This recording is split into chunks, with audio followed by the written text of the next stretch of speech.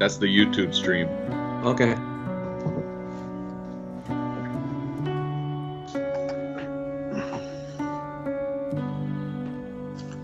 Hello, Gary. Afternoon. Well, Tom's setting everything up and he walked away, so Well, I'm just he's got to let letting a lot of people in, I believe. Is he? Well, unless they're watching all over on the YouTube channel, right? Well, I don't know. We just got the YouTube recently. I posted it on several chat groups, but I was only able to do it this morning. Oh, I didn't do that. Maybe I should send it out to some of the people. Yep, that's what I did. I got it this morning. I sent it to a bunch of people. I've also got it open in another link here. It says live stream will begin shortly. Okay, that's what I try to go take a look on there. It says live. That's what I got here. What does it say there? You guys should see, there was a screen with bars and there's music playing, and now it should have a banner, like a purpley pink banner. Okay, I got it. Oh, Adrian's people on coming in. Teams to stay muted. Yeah, I hear it. How are you? And tell us about your international operations. Adrian, how are you? Hey, Good to see you in person. there we go. Disconnect something here. Yeah, I can see it. Actually, I don't know who's who yet. Thanks See, for oh, it's doing Tom. the Yeah, hi. presentation. How you doing? To look for your name on the thing.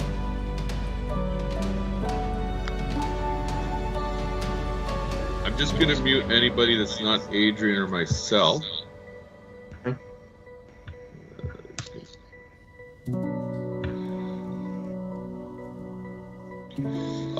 Just so you know, we're streaming it on YouTube, so I can give you a copy of that. Or you Perfect. can rip it from there or whatever. Yeah, no, that'd be great. Yeah, because I have a number of people always ask me, is this recorded? You know, like some clubs, you know, do it internally or whatever. But I think it'd be handy to have it out for a few people to take a look at.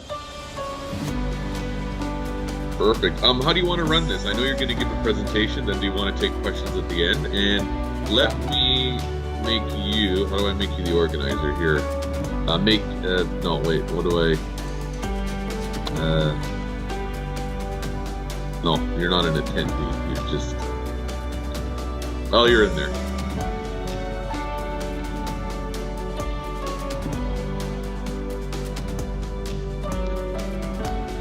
And I believe, Someone on YouTube says he can hear us chatting, but there's no video yet, Tom. oh, okay, so let me take a look at that.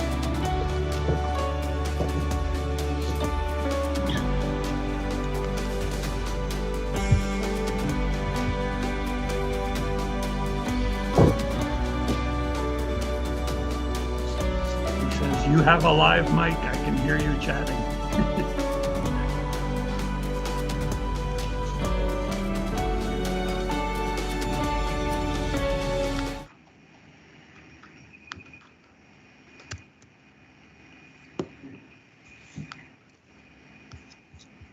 That's because we're also new to this thing here.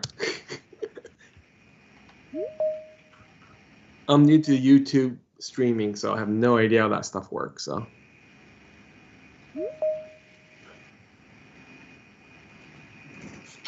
Okay. Yeah, John, you're also your license plate is like in the Working mirror now. screen. What? Backwards. Is it backwards? Backwards on my screen. It's Okay, working, let me fix Tom. There is a Okay, so there is a setting. There's a setting in Teams, I think, called Mirror My Video. That'll fix it. okay, setting. No, I put the reverse one up because mine's is right side up now. So I'm just gonna switch it if I can. Oh, okay. Pictures, cameras. All right, perfect.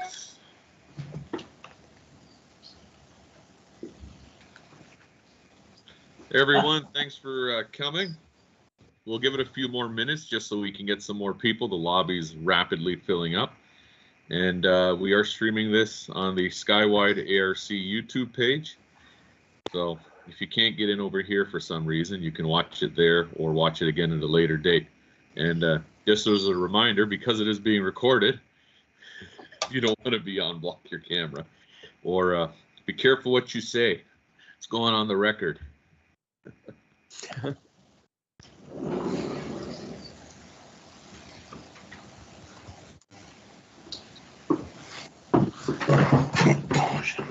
It's working well on YouTube. Both the chat and the video is working well on YouTube.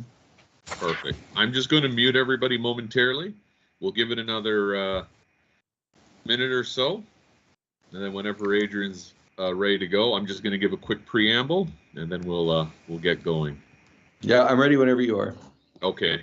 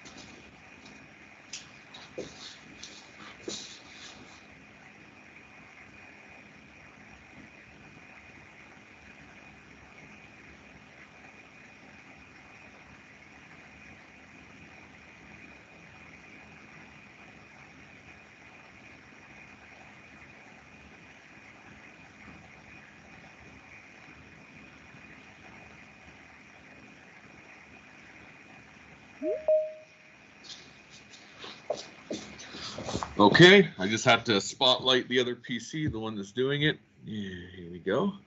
We have Al coming in.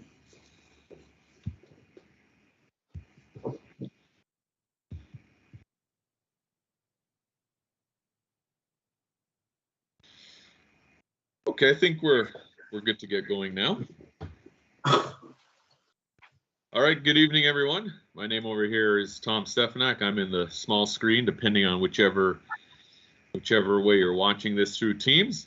I would like to welcome Adrian, Victor Echo 7, NZ, November Zulu.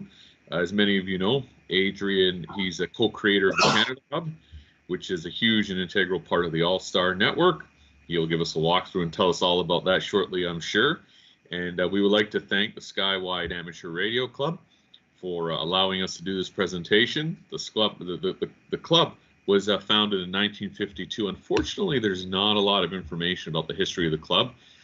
Jerry Prock, he's one of the remaining members of the club. Unfortunately, over the years, it's sort of a lot of people have passed away, and it's diminished. However, we're working to revive the club, and hopefully we're going to have many more meetings, both in person and virtual, after this one. And just as a note, one of our net controllers for the Skywide Amateur Radio Club, the Friday Evening Net, Ken, VA3KES, who's just, or KEX. Sam is coming in VA3KES, but Ken, VA3KEX, he's a net controller for us, and he also hosts his Science Net every Saturday night at 9 p.m. On the Canada Hub, which Adrian is a co-creator of. So anyway, if you want to join the club, just Google us, Skywide ARC, Skywide Amateur Radio Club. We're building out, and you can join the groups.io mailing list. Okay, without further ado, I'm going to pass it over here to Adrian. I'm going to mute myself. Oh, let me unmute Adrian. On technical difficulty, stand by. Some people in the lobby too. Or there more people in the lobby? Yeah. I thought I let them in. There you go, Adrian's unmuted. I don't see anybody else in the lobby.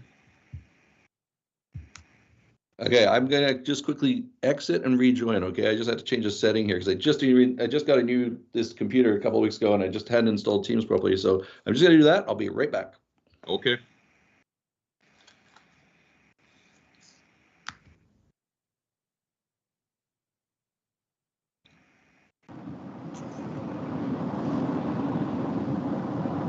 Hey everyone, I might cut out here because I'm in the car in the States and as a passenger and on cell phone. I don't know what the coverage is like here, so if I get kicked out and come back, I might need someone to get me back. Your roaming bill is going to be huge. Yeah, it's going to be high. No, they charge like $12 a day for roaming, so just use your regular data. So hopefully I have enough.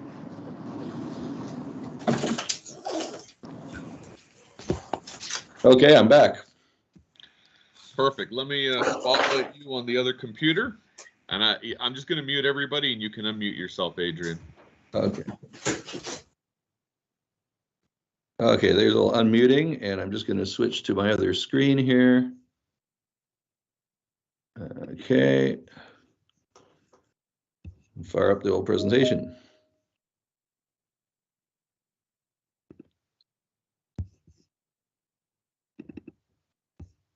Okay, everybody should be seeing. I've got a note here. There's people waiting in the lobby. I don't know, Tom, do you manage that, letting people in? I'll take care of anybody in the lobby. Okay, good. Don't want to leave people out in the cold. Okay, can you see my full screen? Hopefully not a partial screen. Yeah. Okay, great. Well, thank you very much, everybody, for inviting me to present. I wrote this in January and been giving it to clubs almost weekly across the country since then. A lot of interest in the topic. What we're going to cover today is we'll describe what AllStar is. We'll describe how you use it as a networking tool, which is probably how we're most familiar with it, but also talk about how it can be used as a repeater controller. And that's something people aren't quite aware of, or as aware of, and maybe don't need to be as aware of, but it's very powerful and very, very capable for clubs to manage their repeaters with AllStar. I'll talk about the Canada Hub project, how that came about, what we're doing, and we'll touch on equipment and cost, because people always want to know, well, what would this cost to do? And I'll address some typical FAQs. And then I'll take questions from everybody. I would say my presentation typically lasts 30-35 minutes, and then we'll still have time for questions. Okay, so what is AllStar? How does it work?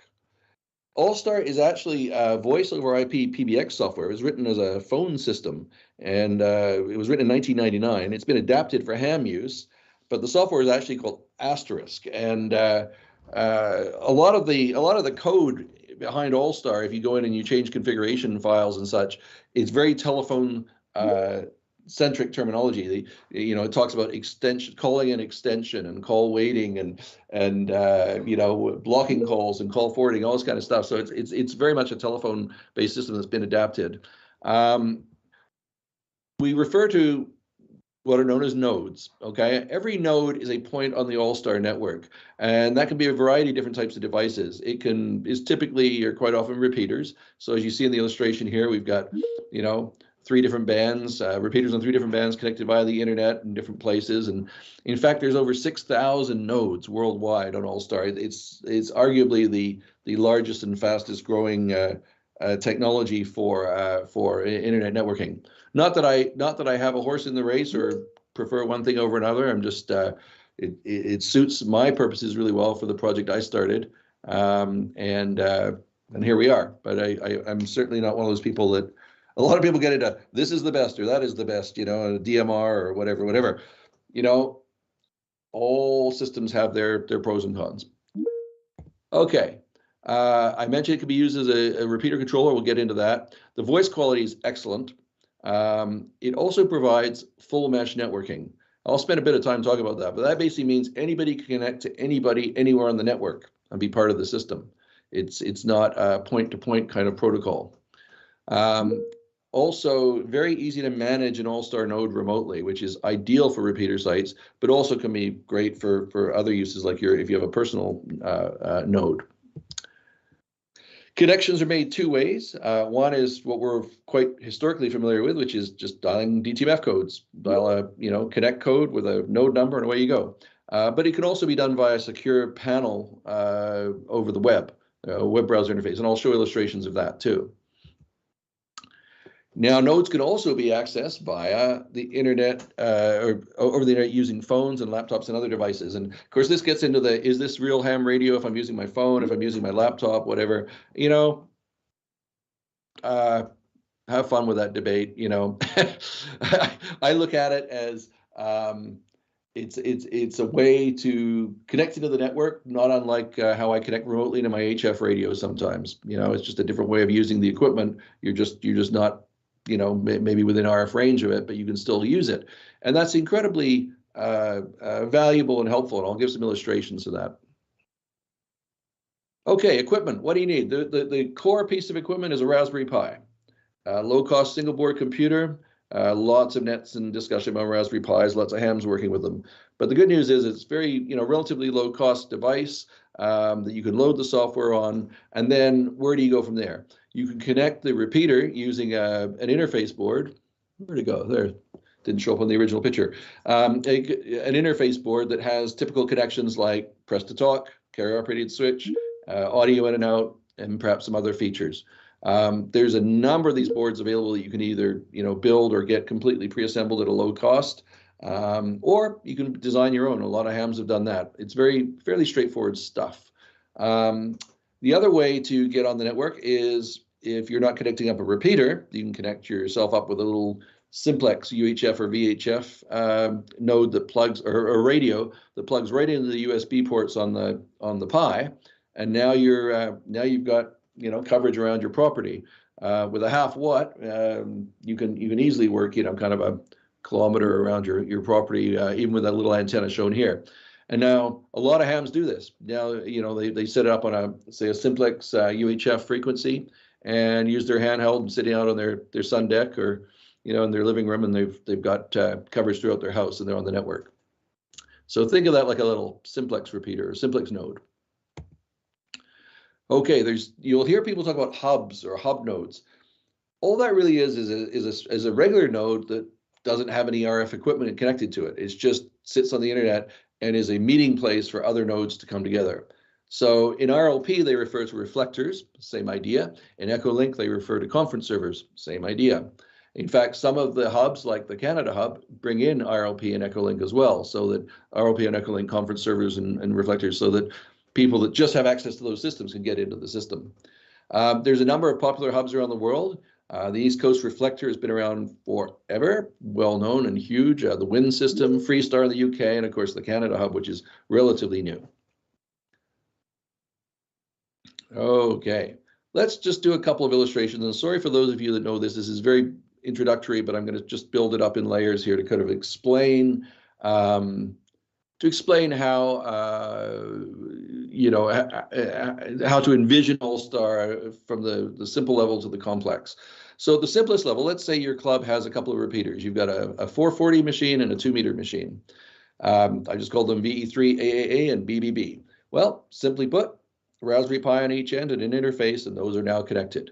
Anybody talks on the 2-meter repeater, they'll be heard on the 440 and vice versa. Now that doesn't sound terrific, you know, particularly magical. We've been doing this since, you know, the late 80s. But typically when we did it in the past, those nodes had to be either at the same physical site and connected via a controller, or they had to be connected via a link radio. Well, now you can do it by the internet. So your club repeater could be one in the north end of town, one in the south end of town, and completely out of range of each other even, but joined together through AllStar. And there are people that set up, call it private networks, using AllStar just to do this. They just want to join their repeaters, and actually that's how the Canada Hub got started. Before it became the Canada Hub, we were joining a few club repeaters out here to just bring them together. Now I mentioned the little Sherry product I showed you there, the simplex node that you can plug in, the 0.5 watt radio. So VA3XX here, and I'm just making these call signs up. You know, he's got one of those, and you know, he can be out of range of the 2-meter repeater or the 441, but he can now use this and connect via that Sherry node into either of these machines and now be part of the club network again.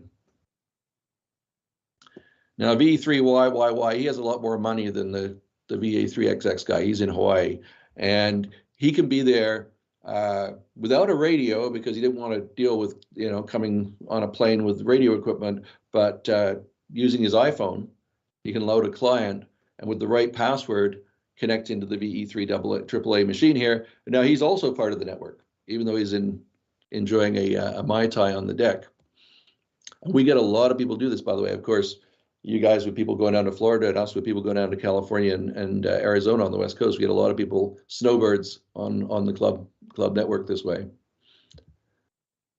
Okay, couple more illustrations. Now we've got 3 club repeaters. We've got somebody's put a 220 repeater on the air for the club, and that's also connected. The point of this illustration is just again to emphasize the full mesh nature.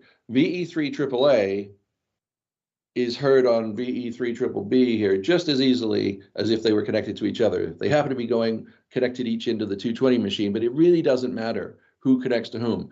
If as long as you're part of the what's known as the bubble, as long as you can draw a line eventually from A to C, you will be everybody's connected. And again, to my earlier illustration, we've still got these guys. In this case, the Hawaii fellow is connected into the 220 machine, but it really doesn't matter which he connects into because they're all connected. One person speaks, everybody hears. But then you can sort of see how it grows. I said I was going to build up the layers. On the right-hand side is the VE3 example that I showed, but those guys could be connected into the Canada hub, which has a Manitoba hub full of repeaters around that province, and the BC hub full of repeaters around that province. And there's international people connecting in from perhaps the US and overseas. And way on the left here, there's me with my simplex node and Scott VA7SL on his iPhone in the summer place. And, we're all connected. Everybody's connected to everybody. Okay, and I'm going to show another illustration of that shortly. Excuse me. Okay, how do you make connections? I mentioned that you can do it via DTMF. The default code is *3. So, and the Canada hub node is 517300. So *3, 517300 on your local repeater, if it's on AllStar, should connect you. Now, and you disconnect by dialing *10. Most people keep the defaults and don't have problems with troublemakers. But if you get troublemakers that want to play DTMF bingo and connect things and see what happens, then you can always customize those codes and just tell your club members, now it's *35 or whatever, and control a little bit more. We've all had our issues. I know Vancouver and Toronto have had their issues with some problems like this, and it's generally been okay though. But easy to fix in like 2 minutes if you have a problem.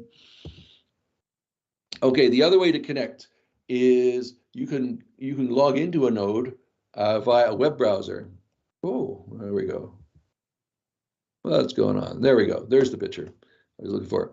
You can connect in via a web browser. Now, this is a very busy looking control panel that you're seeing here. The reason is this is the administrator level control where I can go in and do just about anything on the system, control and measure and monitor and twiddle everything. Your users don't need this level of access. And in fact, you can provide access to your nodes on a control panel that's set by user level so that they just have the stuff they need, which might be the ability to say, I want to connect my club repeater to this network or this node, or I want to disconnect it or whatever. The control panel is very elegant because you can connect things without DTMF blips going over the air, worrying about whether you bounced on a number or had a weak signal or whatever. You can do it all, over the net, and it's all in the background and very, very, very elegant this way.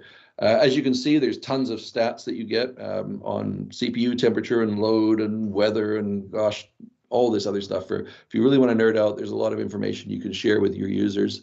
And it's just a really neat way to see things. It also allows, this control panel also allows you to visualize what's happening in your network, and I'll explain that more, and I'll give some illustrations of that in a second. So how is this different to RLP or Echolink? Well, as I said earlier, I have no horse in the race. I don't prefer one thing over another, but except for particular applications. I was one of the first RLP nodes in Canada, and Dave, who invented it, so a friend of mine, lives down the street, and we've been doing this forever. And I still do RLP and Echolink, but they're a little different. They tend to be, by default, they're point-to-point communication systems. You connect, if I connect an RLP to another node, that's it. Nobody else can dial into my node, or I can't dial out and make any other connections. It's just a single connection.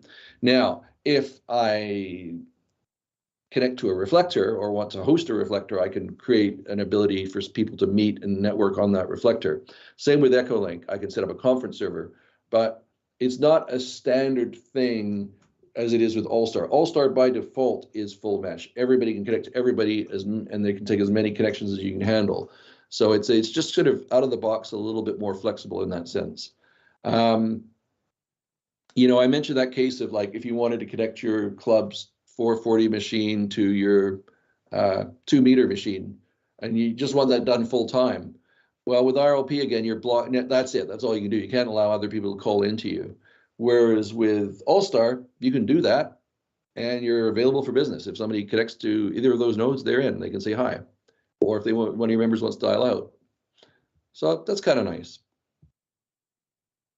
And I make us just a special note here for those of you that are into Echolink. Built right into the AllStar code actually is Echolink commands, where as long as you've got a call sign and a password, you can enter that in the config file, and now your node becomes a conference server supporting this. This is how I did it on the Canada Hub. I had an Echolink account, VE7NZ-L, and I just typed it in and put the password in. And I thought, oh, that works. Okay, we're done. So now I can have as many people connecting to that as want to. Okay, as a repeater controller, excuse me, I'm on month 3 of COVID. It's a bit frustrating. AllStar repeater as a controller. The picture in the bottom left is my 220 repeater that I've had since about, oh gosh, probably the late 80s. And in the middle is the controller board for that repeater, which is about 1.5 feet long and 4 inches wide. And this thing has worked pretty well for me over the years, but I wanted to put in subaudible tones, which it didn't have, and I wanted to change a couple of things, the hang timer side, and the pots were getting a bit rusty or dirty, and it was just getting a bit weird. So I thought, and this is actually how I got into AllStar in the first place. I thought, I'm going to try this AllStar stuff, because if I take a Pi that you see on the right and that controller board that you see on the right, I can replace everything you see there, do way more, control it remotely if I'm away somewhere and somebody says, oh, can you change the announcement about Thursday's net or whatever that comes on, any of that stuff. I can do all of that remotely. So I can control audio levels, compression, timers, hang timers, timeout timers, courtesy tones, the frequencies, the IDs, the announcements. I can have multiple subaudible tones. I can have different subaudible tones for this kind of transmission versus this one. All of that's possible, as well as cross connects to other equipment in the rack and tapping into sensors and switches and so on. So for people that particularly have remote sites with, say, solar power, which we have a lot of in the West Coast here, you can check battery voltage and things like that. All can be brought back through this interface and back to wherever you happen to be. So it's amazing. I mean, and I look at some of the repeater controllers that the clubs I've been in belonged to over the years, where we would spend, to interface maybe 3 repeaters on a rack would be like well over $1,000. And now we're talking a couple $100. It's just, it's a completely different world. So as a repeater controller, very cool. Now let's talk about remote access. This is an example that has been done out here and has been done presumably in many locations. You've got a remote location, repeater in a site that is not accessible.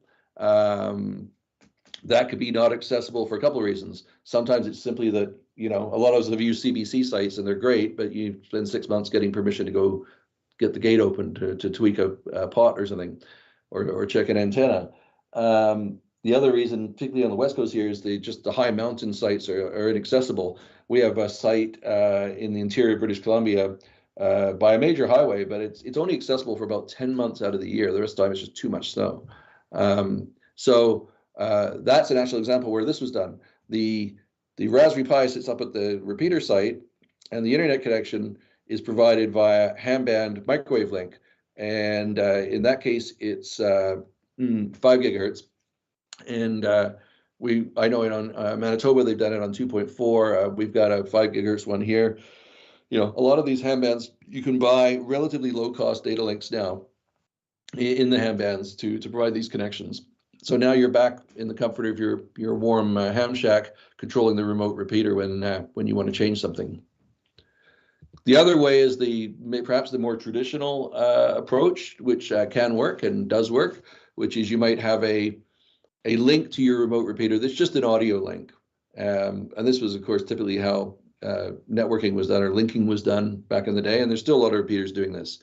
This works fine. Now the Pi is sitting down in your end of the link. You can't quite control everything to the same degree that you do when the equipment's right at the repeater site, but you still have a fair amount of control, and it works well as long as you manage carefully things like hang timers and such like this, so that you don't create problems for the larger network.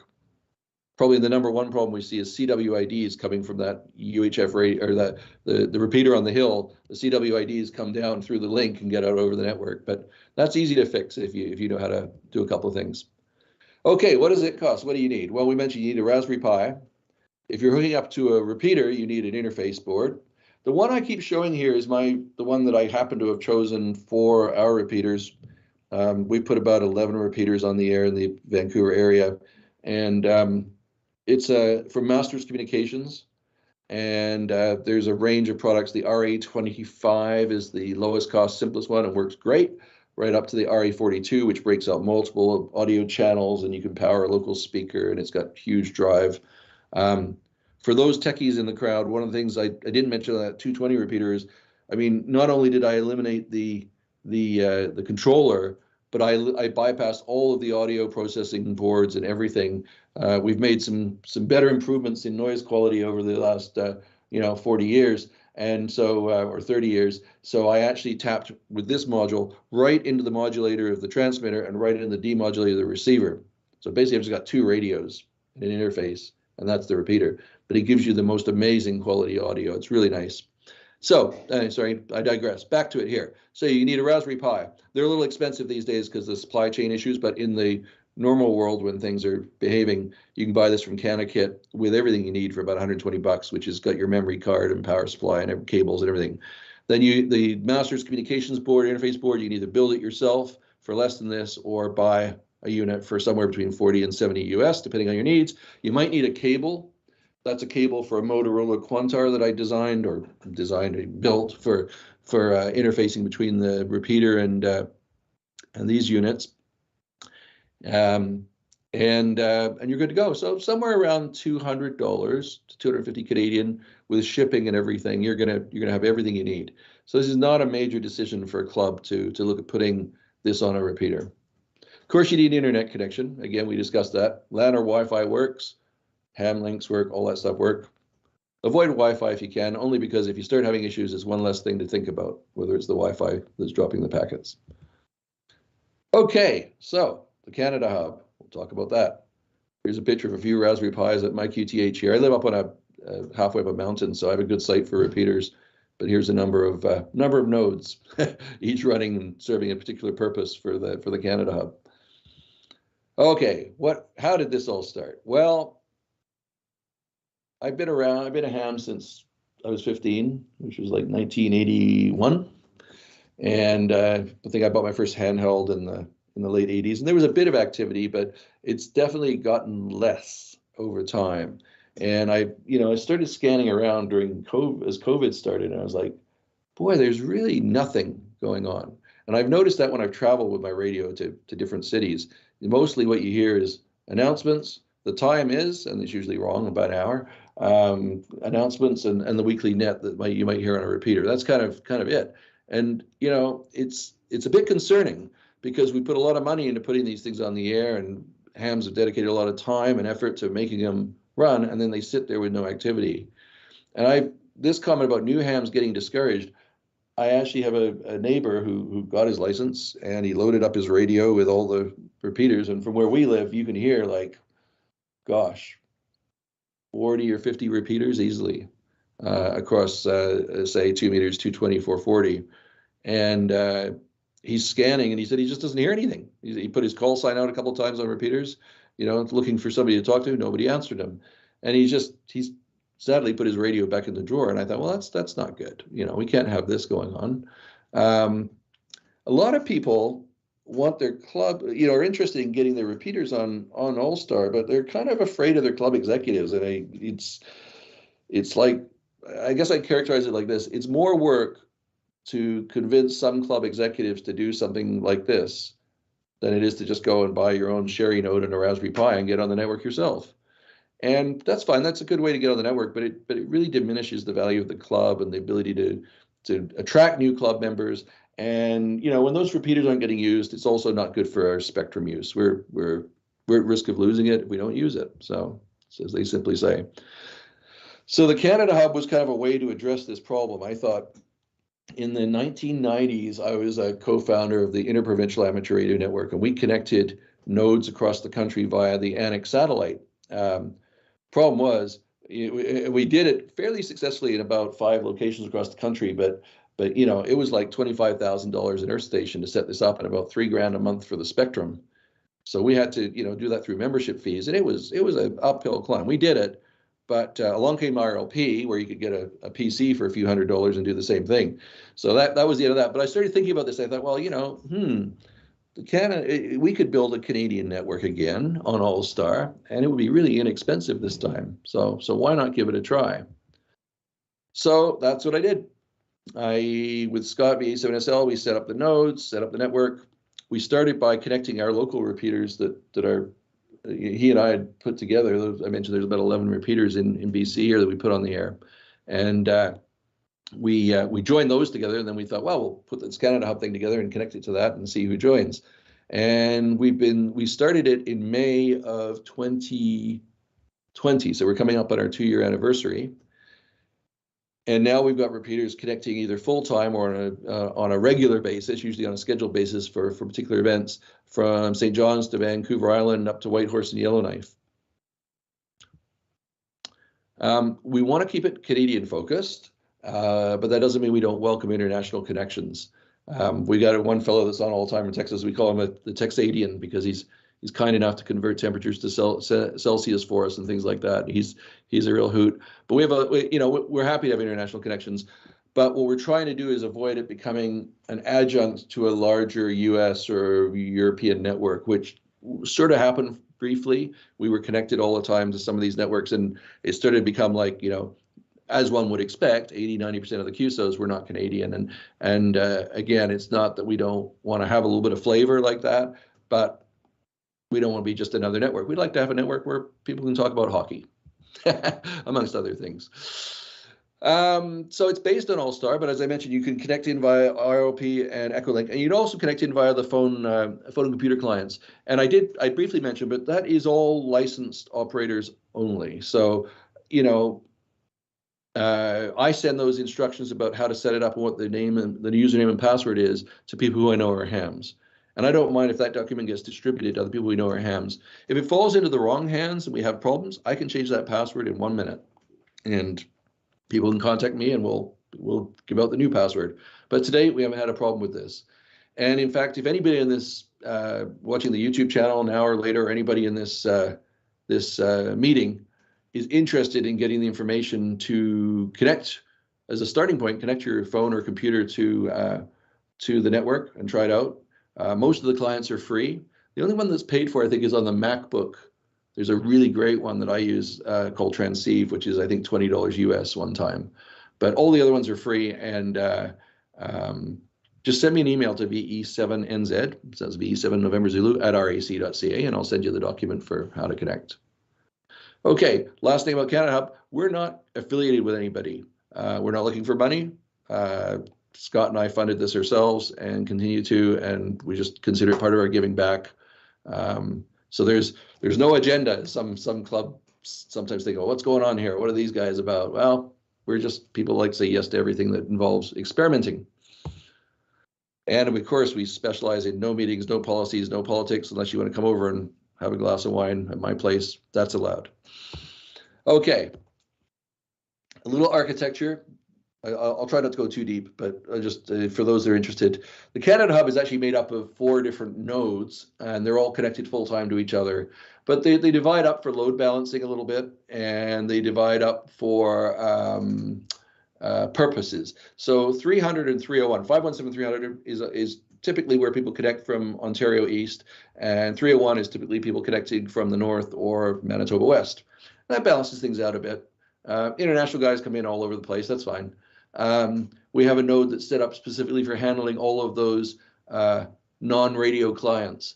So, you know, and Echolink as well. So again, if we do have a problem with somebody using the network that, you know, wasn't invited or whatever, was not a ham, not only can I change the passwords, but I can drop that off of the RF related nodes in a heartbeat. And then we have an RLP gateway. And some of these nodes perform other functions for like the web control interface that you saw in statistics and logging and all that. But yeah. Oh, and the little cloud there, the East hub is actually at a different QTH than mine. And the idea there is just a little bit of geographic diversity so that if we have an internet outage or whatever, we can there's still one way to get into the system if East or West gets lost due to power outages. We do have some backup power at all locations, generator power, and we have I'm working on a 5 gigahertz fallback internet link to the US, which I can see from here in case we ever lose the internet, which hasn't been a problem yet. Okay, motoring along. Here's just a few snapshots again from that control panel that I mentioned where your users can get in and see who's connected. You don't see it here, but you can see when they last transmitted, how long they've been connected, all that kind of stuff. So it's kind of a neat way to see who's on and which locations are on. The bottom right is an indication of all those kind of PC-based and Echolink-based connections. And I mentioned it can get busy. It's full mesh. This is what they call a bubble chart. So you would have seen this actually if you clicked on it up until a few minutes ago when our weekly Sunday net ends. We typically have around 200 repeaters connected for our Sunday afternoon Trans-Canada net. And, you know, you could connect to any one of these circles. Any one of these circles is a node. It's a repeater or a person's individual node, and you would suddenly be part of the whole network. That's, again, what full mesh means. It's impossible to read this because there's so much going on, but online you can zoom in and see what frequency it is and who it is and whatever. But it's just kind of fun. You would think there would be a lot of chaos. You think that this would mean that, you know, you're going to have it's going to sound like an arcade with courtesy tones and blips and bleeps or whatever. Everything's remarkably well behaved. And as soon as we see something like that, somebody will jump in and disconnect that particular node, send a friendly note to the operator saying, by the way, you know, you got courtesy tones coming over the network or whatever, and they usually clean that up, or I offer to help them do it, and we do it. We do have control operators keeping an eye on things. Most networks do. There's 4 of us between Ontario and BC who usually there's almost somebody on there every hour of the day monitoring. So if we get a stuck mic, it's usually me or something like that, one of those guys will jump in and just hit the disconnect button and then fix it. So that keeps things orderly. I emphasize though that we don't police it, we just keep it running smoothly. We don't want to, we're kind of into the no rules, no policies kind of thing. Not wanting we're not wanting to complain about how long somebody talks or what they talk about or whatever. It's just use it. Okay, how active is it? We're still young. We're still building. I would say we average, outside of our nets, we're averaging about 1 QSO per hour. I occasionally hear somebody come on, especially when they're new, they go, oh, this is really neat. Well, I better go. We've been on here a couple of minutes. I don't want to tie up the network. And I usually jump in and say, no, never worry about tying up the network. I mean, if you're going to talk for 3 hours, yeah, maybe. But, you know, for most people, they're not tying up the network. We encourage activity. And hear a little HF coming in from somewhere. I don't know, Tom, if you're able to figure out who's got HF running in the background and mute them, that would be great. I will take a look. Good to hear people on HF. I love doing CW. Okay. What are the nets that we have? We have the Trans-Canada net, which I mentioned. That's held at 1 o'clock Eastern every Sunday. And we get check-ins from across the country. And we also have the fun question of the week. Today's question of the week was, have you ever operated in another country? You know, operated ham radio in another country. So it's always kind of fun and interesting and not too serious. The Prescott Russell guys in the Ottawa Valley area, they had a little club net on their repeater on Mondays and Thursdays. And then they said, you know, could we join the Canada Hub for that net? And I thought, well, you know, our policy is to say yes to everything. We can always say no later. Let's try it. and it's been kind of fun. They run a little half-hour net Mondays and Thursdays at I think it's at 7 o'clock Eastern. And the Monday one's just kind of social. Everybody says hello and what's going on in their day. The Thursday one, the Triode Net, is usually has a technical topic, or we play Wheel of Fortune or whatever it is, and ask questions about from the exam book, which is very embarrassing for those of us that have been hams 35 years when we can't answer the questions. On Tuesday, we do the Absolute Tech Net, which is hosted out of the States, but is very actively participated in from the Canada Hub, and that's a really neat net. They cover both ham and non-ham topics, so they'll get into computing and electric cars and all sorts of other stuff, as well as ham topics.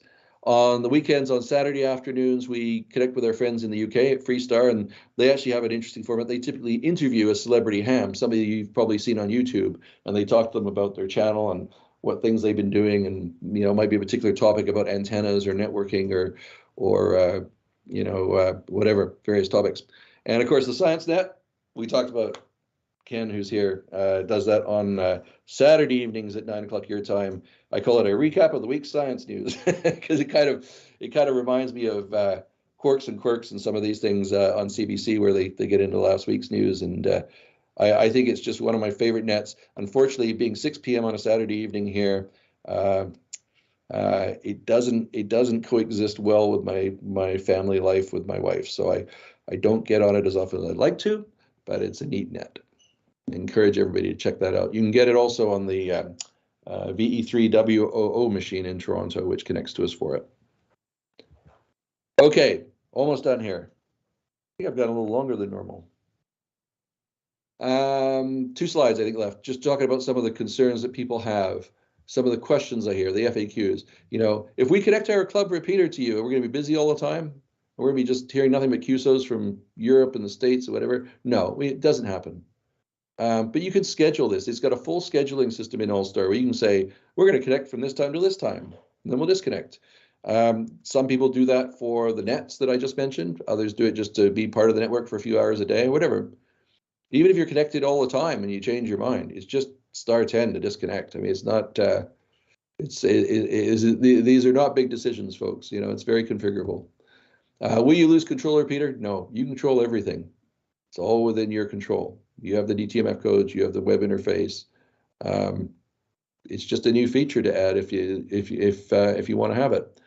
What about emergencies? People are worried, somebody won't be able to jump in because there'll be a net. Well, we leave breaks and all that good stuff. But the fact is if I'm driving in the mountains in BC and I slip off the road at 5 a.m., probably most people in BC are still sleeping. But if I'm on the network, somebody in Ontario at 8 o'clock or Newfoundland at 9:30 will hear me and can call for help. So I think it actually enhances the emergency potential for the network. I mentioned the geo-redundant design, emergency power. It's not been designed for this purpose, but it's certainly going to have value at some point. I'm sure this will serve somebody well. Unlicensed users, I think we covered this one. No problem. Everything's well controlled, monitored, password protected. Stuck mics, interference, I also mentioned that. We have people that keep an eye on those things in our network and others. And all the other network operators, actually the UK guys and the US guys, when we're connected, we have usually like a Facebook Messenger group that we'll ping each other and say, hey, you guys got a problem with somebody over in London, with a stuck mic or whatever, they can fix that. So it's really well done. Again, is this ham radio? No, I like to say, of course not, according to this grumpy guy.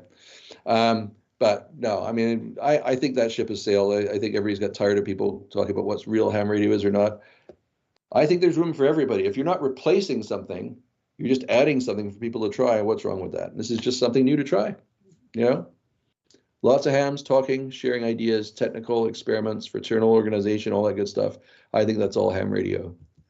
Okay, I'll just a little bit deeper technically, very briefly. People ask me these questions. People that look at saying, oh, I want to implement this. These are the questions I get after the presentation. Do I need to replace my existing repeater controller? No, they can coexist. Is there a lot of bandwidth required? No, it's 100 kilobits per second maximum per link with all of the overhead and everything. The actual number is 87 or less, but call it 100. Remote sites can be accessed easily within the bandwidth capabilities of ham microwave equipment like HamWAN and Ardennes. What version of Linux does it use? It uses Arch Linux. It looks like most of the other Linuxes. Do you need to be an expert or a programming expert? No. It's very easy to configure. In fact, some of the systems are like almost menu and script driven, and you can change most things through menus without going into the actual configuration files. But the configuration files are very simple. And if you got a text editor, you can go in there and it says things like hang time equals 5 for 5 seconds. So, or you can change it to 6. You know, it's almost intuitive. You can just read it. There's 2 versions you'll hear people talk about. For one is AllStar Link or ASL, and the other is Ham VoIP. Okay, ASL is open source. So if you're really into programming and you want to contribute to the open source version and compile the core software and create new features, there's a huge community supporting that, and that's really cool. Ham VoIP is not open source. It's been repackaged for perhaps easier use by the ham community. It's a lot of menu driven and things like this. It's very well supported and it's very stable. You know, each of these have their benefits for different purposes. We started with ASL. We had to move to ham VoIP only because once you get more than about 70 nodes connected to you, to a node, 70 other nodes connected to you on an ASL, it gets a little bit unstable. I don't know if they've made improvements on that, but we used to just get it crashing. So ham VoIP addressed that for us, and that's why we moved to that. Okay, where can you get help? This is one of the friendliest parts of the hobby that I've ever seen. If you come in and ask even a very basic question, there's always people willing to help you out in a very supportive manner online on community forums, tons of documentation. And I'm always happy to help people. I've helped a lot of people with their node setups, and with permission, I've logged into their nodes and fixed things in a hurry that they've been struggling with. So you can always call me if you need a hand. Okay, last slide. You know, the reason I give this presentation is just to share and give back, but it's also to encourage people to join the Canada Hub. I really am concerned about the silence on the air in Canada and elsewhere, and so I'm encouraging clubs to say, hey, let's put our repeater on and give it a try, or we've got another repeater on the shelf here. Let's set up that one and have it sitting on the Canada Hub, and if people want to use it, they can just go there, and that's dedicated to that.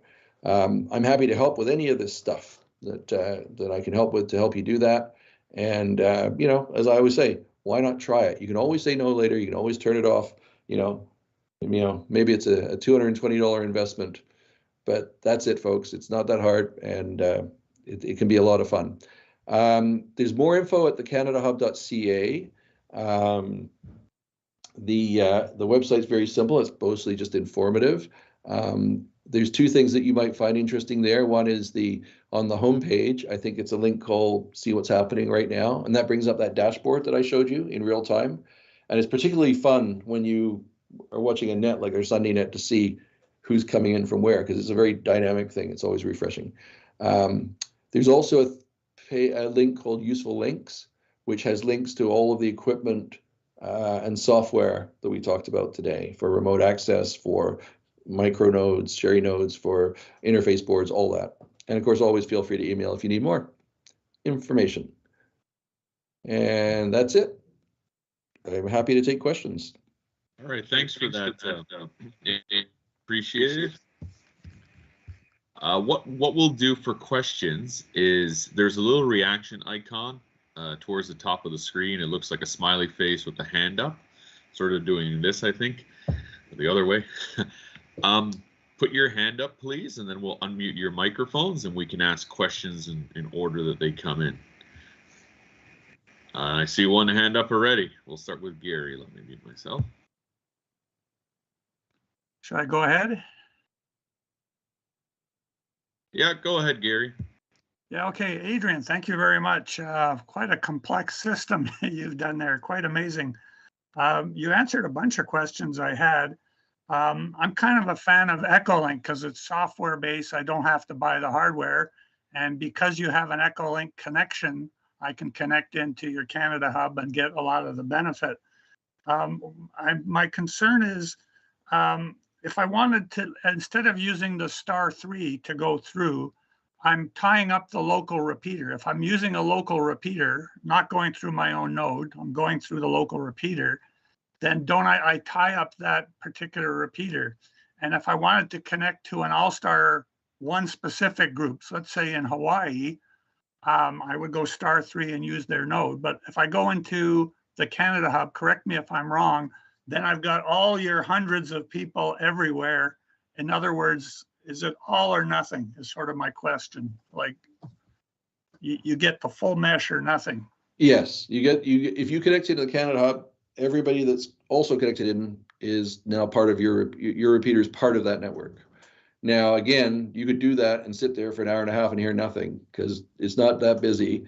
But you know, during net times and such, sure, it is busy. But generally, a lot of clubs have connected their repeaters full time, and they still can chat locally, and there's lots of room. To take your example, though, let's say you connect to the Canada Hub and it's just sitting there. There's no activity, and then you decide to connect to a node in Hawaii. Yeah. That's fine. You're not prevented from doing that. That now. But then I'm tying up hundreds of different repeaters and meshes if I do that, though, aren't I? Well, only if somebody transmits.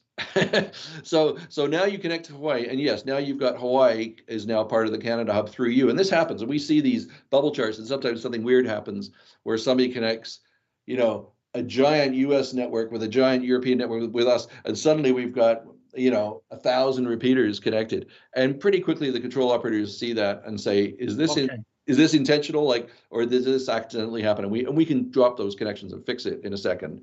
So you should never really be afraid of that. And actually, it's kind of like I mentioned, I really like HF. I love the randomness of HF, is you never quite know what's going to happen day to day, despite everybody's attempt to do forecasts.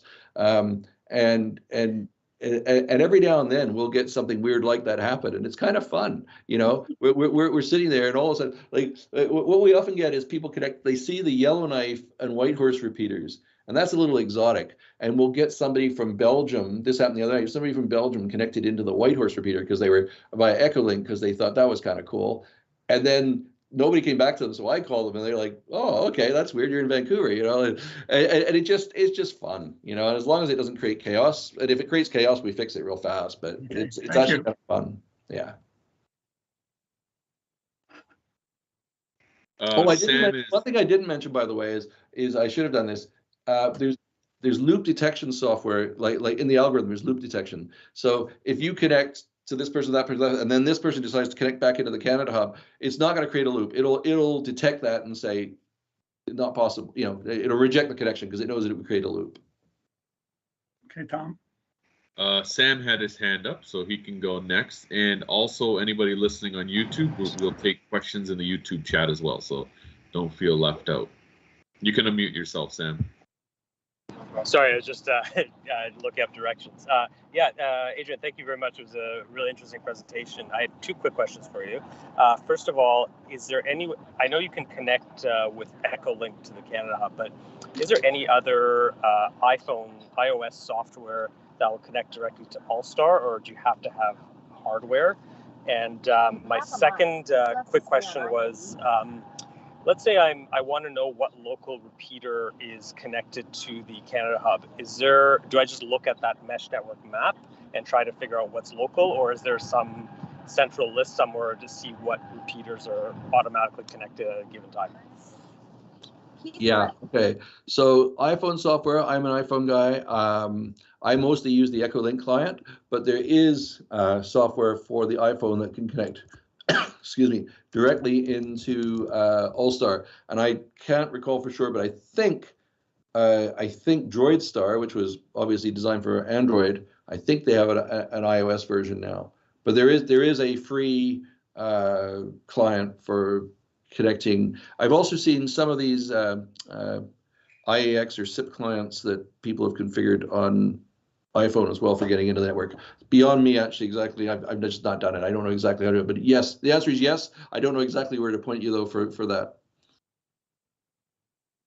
Oh, and sorry, your second question. Yes. So if you go to the Canada Hub, I just checked out. It's right at the top of the homepage. It says, click here to see what's happening right now. That is online, and that'll show you exactly who's connected, and you can see if your local repeater is connected. There's also at allstarlink.org, you can type in your repeater call sign, and it'll tell you the same thing, what it's connected to. Thanks. Sam, you still have your hand up. Anything else? Oh, no, that's it. I'll take that down. Okay. Anybody else with questions? I don't see any hands there. If you don't know how to work it, that's fine. Just unkey your mic and we'll try not to have a pile up.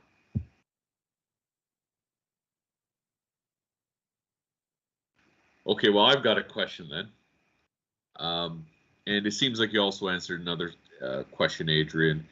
Scott had a question, VE3QBZ, about the loopback, but it seems like you've answered that. One of the questions I have is how do you integrate it into, okay, so we know there's a lot of transcoding. For example, some of the guys we hear will be coming in through DMR, you'll hear Fusion, you'll hear D-Star, and sometimes more exotic things like P25 or NXDN. Is there a central hub or a point where the transcoding is occurring, or how do they usually get into the system? So there's two ways. One is they break out the audio to the when it's analog, and they'll just use it as a standard analog input to the AllStar hardware.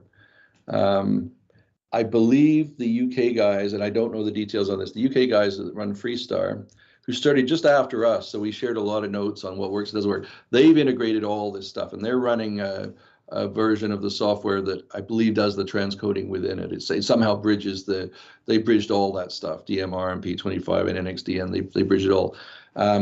What I've done is I've not pursued that yet. To be frank, I've not enjoyed listening to the quality of audio, say for DMR, and that's not a slight against DMR because I don't have a DMR radio. Maybe a DMR radio sounds great, and I get the whole thing about noise, signal to noise, and all that because we run P25 on our repeaters as well, and on 900 megahertz, it's great for mobiles because it gets rid of a lot of that picket fencing and stuff, and popcorn as they call it.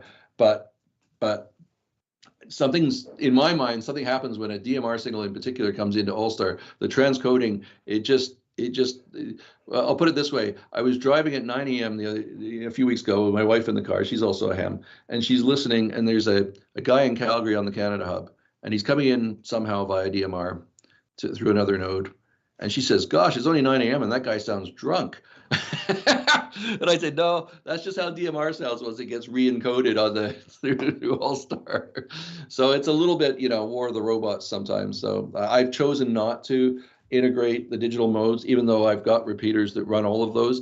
And in fact, the Motorola configuration file that I've created and the cable I've created enables the repeaters to, when somebody uses P25, it drops it off of the Canada, like drops it off of the network. It just works locally. So it's still supported, but it doesn't come onto the network. There's one question from YouTube from Scott Clethero. I hope I pronounced that right. Sorry, Scott. If a repeater is hooked to a hub, that in turn hooks into Canada hub. Is that still full mesh? Yes. Yes. Hub to hub can happen, no problem. I mean, I would say the definition of full mesh is that any node can receive a call from any node. And when connected, every node is talking through every node. It's like, sounds like I'm going to do a Dr. Seuss story, but that's kind of the idea. And for a fairly basic setup, is there anything or anybody or any source you recommend for an out-of-the-box, ready-to-go setup? So you can purchase it just as a credit card ham? Yes. So, could you just recommend that for us? I think the most out-of-the-box solution that I've seen is the Clear node, which is a very elegantly designed but more expensive product.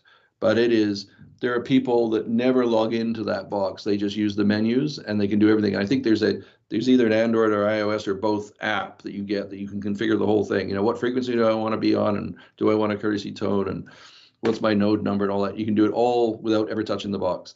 And I forget the price on it, but it's a little bit more than the Sherry nodes. The Sherry nodes are probably the second choice and probably the most popular because they're inexpensive and work really well, but you have to plug those into a Raspberry Pi. I think the Clear node The ClearNode is completely like one box. It's a Raspberry Pi and the radio all integrated in a slick little package. Yeah, it's I've got a ClearNode though. It's $400. Yeah, there you go. Yeah. My wife doesn't hear. It's $150. Everything's $150. Sure. That's the threshold. Yeah. That's the threshold. The only problem with that is, from my understanding, there's no way to integrate that into, let's say, a signal link or another USB audio interface. It doesn't have that built into it. Actually, building on that, is there any benefit? Because I know years ago, back in, what was it, 2016, there was that whole split that developed within AllStar, right? Remember, ham VoIP and then the other system. Is there any benefit to going one way or another at this point in time? This is something that is enthusiastically debated, would be the polite word, between the ardent open source community and the ham VoIP people. The ASL people feel that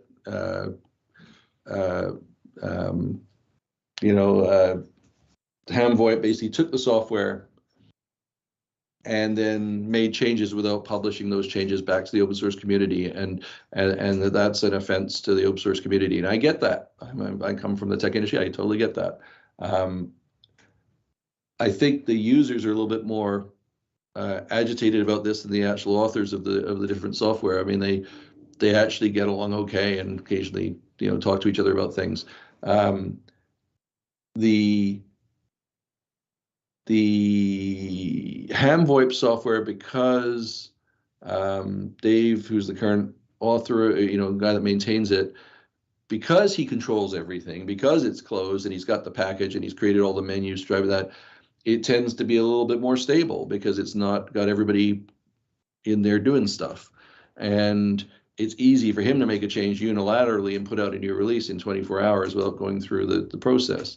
And so Dave has been, the ham VoIP software has two advantages, I would say, over ASL for the ham who doesn't want to dig into the weeds.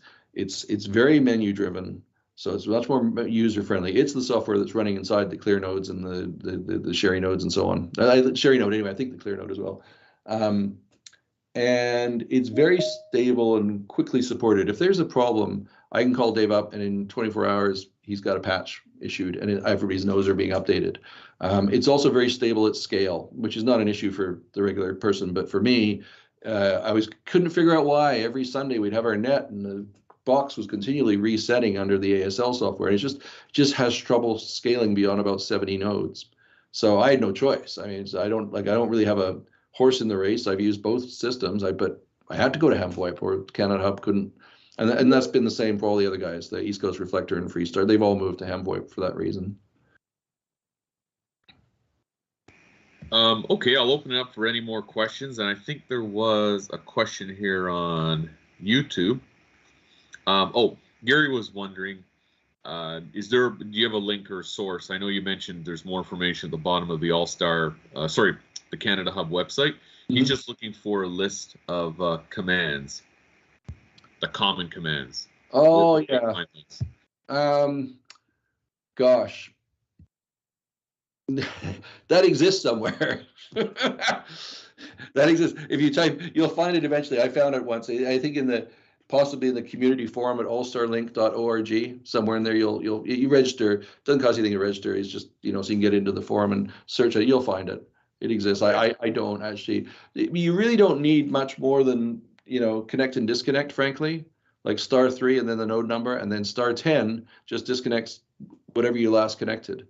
So for most people, that's it.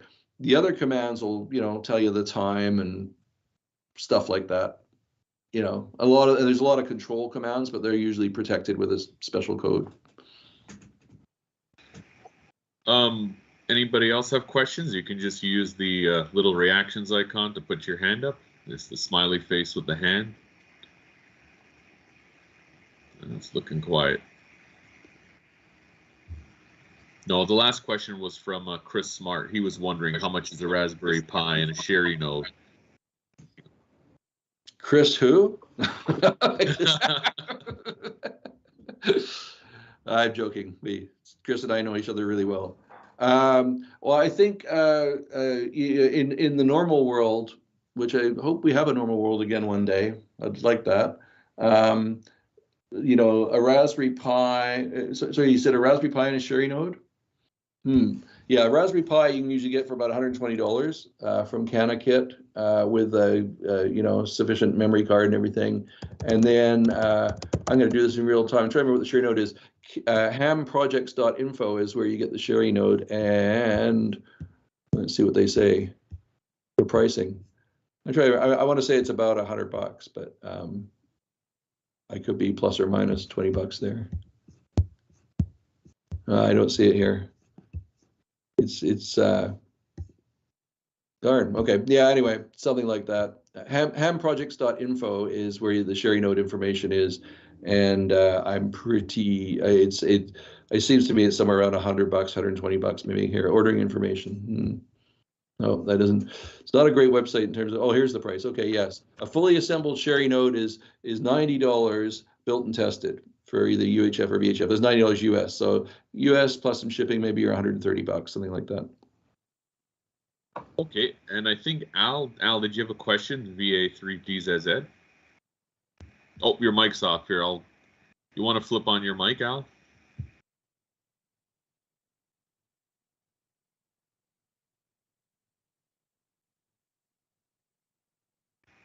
No, it's still off. Okay, here we are. There we go. I just ordered one, Adrian, and it was 99 US, so it come back as 130, and that was through hamkits.com in the US. So it was 99 US to come through at $130, and then I got to measure the bungee cord. All right. Now that can that also go through Ham Hotline? I see that AllStar was. Yeah. We have a Ham Shack hotline number. I forgot to mention that. Yeah. So yeah, you can also access this on Ham Shack hotline. That number is on the CanadaHub.ca. It's at the top of the page. Solid what it is, so I'll write it down. It's 94069. And I've been meaning to change the voice announcement when you dial, but I've got a Ham Shack hotline thing for testing, but I don't use it. But it's there's this thing you do is like you probably know better than me. Is like you hit star or pound or something to transmit or unkey or something. Yeah, there's different things for PTT and releasing. Yeah. Another question with that there's the software, so it's basically like you're putting a YSF or in your Raspberry Pi. It's the same type of procedure, is it, that you got to go through in the Pi U4? Yeah. Yeah, you download the image usually on a PC. That's what I do, and then you stick your SD card from your Raspberry Pi into your computer. You know, a little adapter for USB. You say flash this image onto this SD card. Now you plug it into your Raspberry Pi, and it boots up and says welcome to Ham VoIP. You know, enter your call sign or whatever. So has AllStar got that software that you can download like Raspberry has? Yeah. So, okay, so that's now another thing. I have Anytone 878, and it shows that you can have AllStar at the bottom on B and have your DMR on the top. So it's going to be analog, correct? Coming through on AllStar. Yes. Well, where DMR is on digital. Correct. So they have the both there. So that's what I'm looking forward to. As soon as I measure the bungee cord, then we'll know exactly, provided I don't hit the ground. But one of the guys got, and I ordered that already done up because I thought that was the easiest way to go, and it's not expensive. Mm-hmm. You know? Yeah, a lot of these radios are really cheap now. Well, when you go try to buy a Pi now, that's a Pi 4, and you can't buy a Pi under $100 right now. Oh, I've heard as high as 300. It's just crazy. Yeah, it's gone crazy up here because I put one in Kijiji for 165, and one guy wanted to give me a Pi 3 with 8 gigabyte, and it didn't interest me. But I want to thank you again for your procedure. It was excellent. I really enjoyed it. Good. I'm not really a Zoom fan. Well, I get asked what Pi you need to run. I don't know on the lowest end what it'll run on. I've run Pi 3Bs and Pi 4s. Pi 4s are much more powerful, which is what all the hubs are running on. But it's a Pi 3 seems to work fine for, like, my 220 is running on a Pi 3 and it's doing all the networking and the repeater control functions. It's fine. Now I got one more question. It's going to be a stupid one, so bear with it. Is that how do you get the node? Do you get your own? Like, I joined AllStar and I've already been adapted, but when do you get your node? When you put the radio in on Pi? Do you have a password like they do with Brandmeister? So you register at allstarlink.org and you say request a node, and they will come back to you usually, within a few hours, but no more than 24 hours, and say, here's your node number, and that's it. Now you've got a node number signed, and then you go in and then you configure that node number with a password of your choice. Okay. And you can put other information in the database, like what frequency you're on and what tone to use if people want to access your node or whatever. But that's basically the key thing, is you get a node number and then you can configure it. That's the first step. Even before you have any hardware, you can do that. Yeah, well, I've joined AllStar, but I'm going to have to go in there today and then apply for a node. Because I didn't know whether you could apply for a node before you put your software or what. So that, thank you for clearing that up. And I'll let you get back to answering questions. You can mute me again, sir. Thanks again. I appreciate it. You're welcome. All right, no problem. I'll mute you, Al. Give me one second. You're at the bottom of my list over here. And there was a question from YouTube, and it's from Mark, VA3HES. Some of you know Mark, of course. The question is for you, Adrian, of course. Has he or any others he may know have experience with ICS Pi repeater, 1X, 2X controllers? No.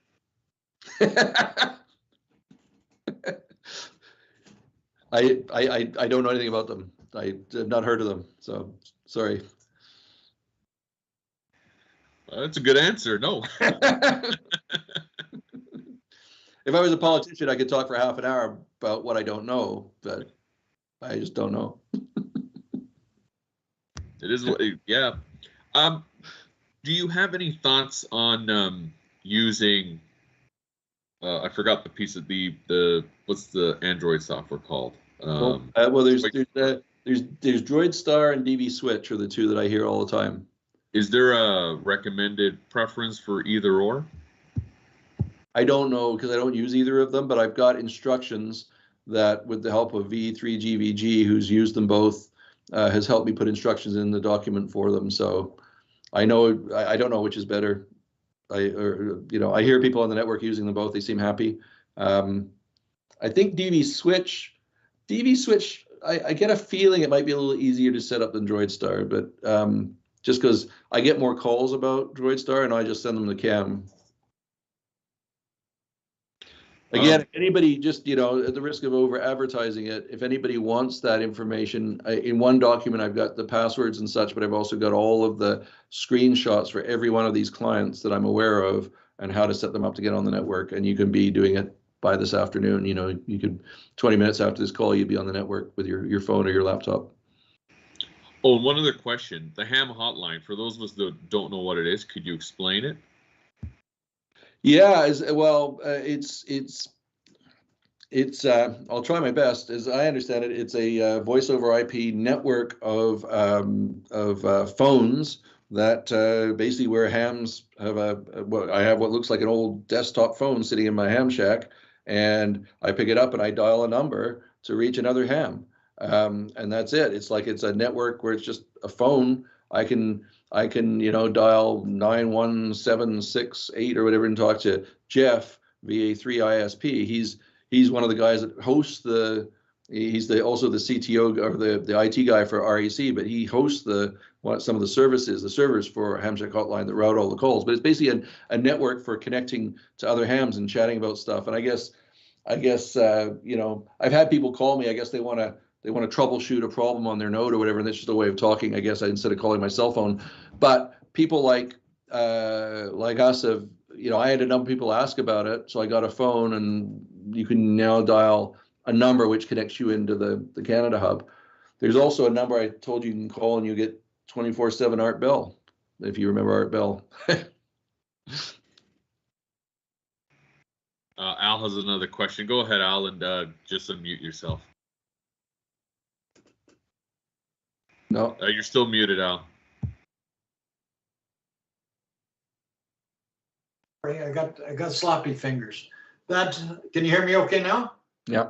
Okay, that ham hotline is getting very, very popular here. I bought a bunch of phones to sell, so I'm trying to get a lot of the hams into it. So it's a lot of fun. Now, you have a ham hotline number, do you, Adrian? That's what I was calling for. Yes. Shoot. I don't know what it is. I'd have to look it up. We just lost 3 points.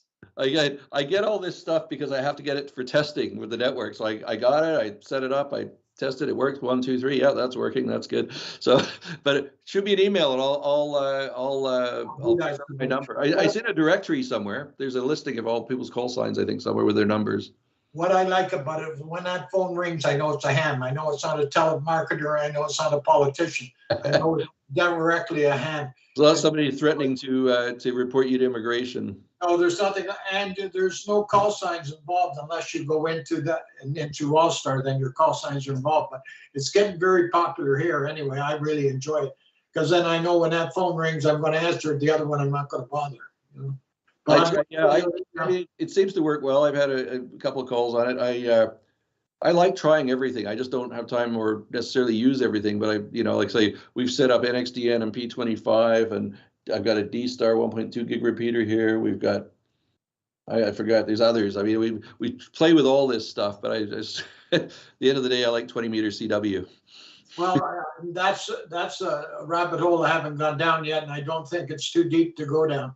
But as far as the DMR, VHF, UHF, HF, DMR, YSF, Wires X, I'm into them all. So I've been down all these rabbit holes. Some of them get pretty deep too.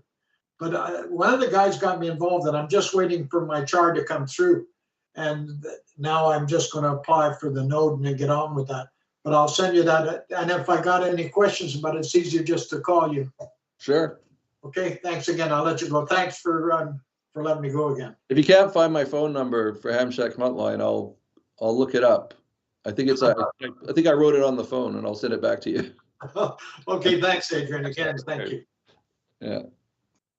If there are any more questions, you can either put your hand up using the little emoticon icon, or I'm trying to look at everybody's screen. A lot of people do with their cameras off. If you do have a question, just wave your hands around or unmute your mic.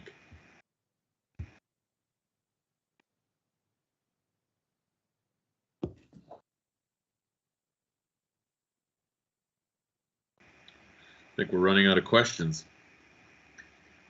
Mark VA3HES says, we use Ham Shack Hotline as a private line between the Mississauga Club Station repeater and some of our remote users during contests. So there you have it. Nice, nice. Yeah, I like that idea. Is there how does the chat function integrate with AllStar? I'm not very familiar with that, but we've had during Ken's Net, people have come on and they've said, "Oh, I sent you a message in the chat," which Ken's talking through his radio, so he's not going to get a chat message. Any idea what's going on there? Or maybe they're talking about Echolink? They might be talking about Echolink. Echolink has a text feature or chat feature built in, so I suspect that's what it is. I don't know if you guys are using. Do you guys use NetLogger for that ScienceNet? Because on NetLogger there's also a what they call almost instant messaging feature where people can chat as well. There is a text ability with AllStar that is because it's phone based again, as I mentioned. There's actually that is built in. I'm not knowledgeable enough to speak to it, other than I know that there was a problem with people flooding it with messages. Some hackers at one point, so I think they disabled it, but I could be wrong. I'm not aware of any way of a sort of off-the-shelf texting capability with AllStar. It's on any of the equipment I'm familiar with. And do you have any recommendations for Ken? I'm looking at you, Ken, for his ScienceNet for a PC-based solution. For a PC-based way of connecting to AllStar? Yeah, I'm not very familiar with AllStar. To get Ken, yes. I would I would highly recommend that Ken use IAXRPT, which is free to use a PC. It looks like it was written about 30 years ago, but it works. One of the reasons it's wonderful for nets is, and frankly, on most of our nets, like if you want to be a net controller, I kind of insist that you use one of these clients, because it's armchair quality audio. I mean, it's perfect. As net controller, it's always more delightful to listen to somebody that sounds full quieting, right? Especially when you're mobile, I find. The other reason is, and I didn't mention this in the presentation, AllStar is full duplex. So I can be, if I'm running a net on the network like Ken does, and suddenly there's some interference, like a stuck mic or a repeater making noise or whatever, or I'm doubling with somebody, I know it instantly. I'm like, oh, hang on, yeah, okay, sorry, I got you down there, so-and-so in the log, and it's a delight. As a net control operator, you suddenly feel like, I don't even know how to describe it. It's just like, it's just such a different experience being able to know that you're never doubling and you're never getting stepped on or whatever. Yeah, IXRPT. Available for download at internets everywhere. I don't know if Ken has any questions with that. I always suggest it for him. What I've done is I've got a clear node, and for those of us using the SKY repeater here locally, I just cross-band my FTM 300DR, and the node and the repeater can talk to each other. That way people, if Gary's at the cottage, or we have a few members, Candace is a good example. She's all the way downtown Toronto, so she's, on her 12, 13 kilometers, something like that, away from the repeater site. And she only has a portable, so of course it doesn't really work getting into the repeater. So she'll come in and she's hosted nets remotely using Echolink and just coming out through my clear node, which is then going through the crossband repeater and into the radio. It's a little slower since you have to be careful with a loop back from the repeater tail, but that as a stopgap solution seems to work quite well. But it would be nice at some point in the future to actually fully integrate a Raspberry Pi and have that sit in there as a controller. Yep. And it's not hard. It's as long as you can get access to those PTT, COS, audio in and out, you can do it.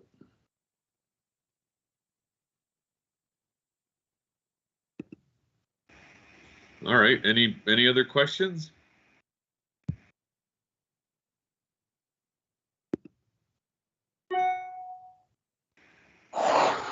If you have a question, just unmute yourself. We also have Jerry over here.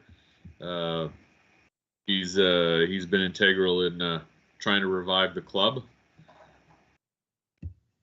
Lyle's in there too, but Jerry's been fielding lots of emails. Jerry, would you like to say anything?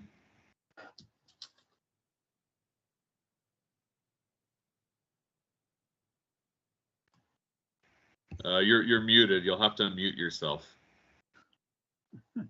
Yeah, you'll get that little unmute button.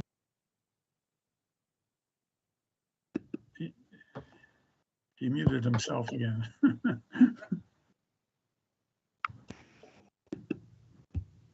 Well, Jerry, while you unmute yourself, go ahead, Al. Well, I am muted. A question I just saw here when I was looking up to boot the node, it said selling a node. Can they do that, Adrian? I'm sorry, I don't understand. Node for sale. Can they do that? Like the hardware? Yeah, it just says AllStar node for sale. I don't know if they're talking. I just saw that. I just saw, can you sell a node, or we're talking, is that part of the Cherry group, that when you sell that, is that what they're talking about? Yeah, they're probably talking about the hardware. Okay. Maybe the fact that the software is all set up and you just go in and change your node number to your node. But I don't think anybody's selling node numbers like domain names, That's what I wanted. Okay, thank you. Sorry.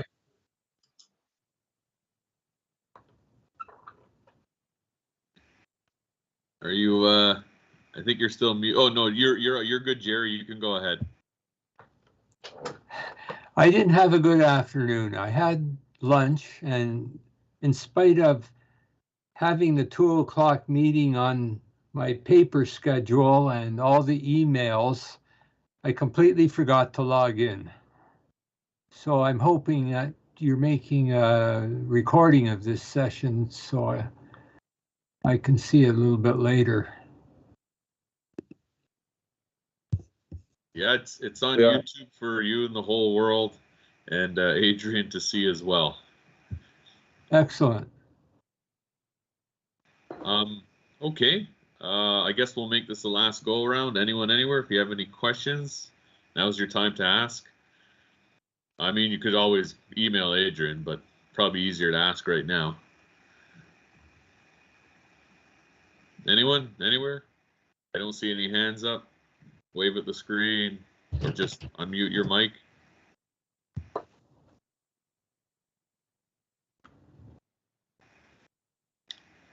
No? Okay. All right. Well, I guess that's it. Adrian, thank you very, very much for joining us. And we're really thankful that you could come here and give us this wonderful All-Star presentation. It's great. This is actually the first presentation for the Skywide Amateur Radio Club in its new resurrected form. We're still formalizing an executive, and seems like we have a constitution, so that's a good start. I think we'll have a barbecue before we formalize the constitution, but that's okay. I'm kidding. But we do appreciate you giving this speech, and what you do is great, and it does encourage activity. There is a concern that everybody will go off to their personal nodes and they won't use repeaters anymore. But by just simply opening it up and saying, hey, we're not the radio police, just link and talk and have a good time. There's no time limit. It's great. And, I can say I really appreciate the Canada Hub. It's great to have Ken's Net and the other nets on it. So we do really appreciate that. And at some point in the future, with the blessing of the executive for the Skywide Amateur Radio Club, we probably like to link that in at some point as well. Maybe not on a permanent basis, but at least on a occasional basis. Permanent might be a bit much, but you never know. You can always change your mind. Hey, yeah, that's what it's about, right? We can leave it linked in there all the time, but then we'll just hear about Gary up in the Kawarthas having a good time day and night. Right. Okay, thanks, guys. I'm going to, we'll say 73 to everyone. I'm going to drop the YouTube link, and then I'll drop the Microsoft Teams link over here. Okay, I'm going to sign off. Thanks, guys. 7-3. We'll see you. Thank you, Adrian. Okay. Amazing work. Thank you. We really appreciate it. Okay, bye-bye. Thank you, Adrian.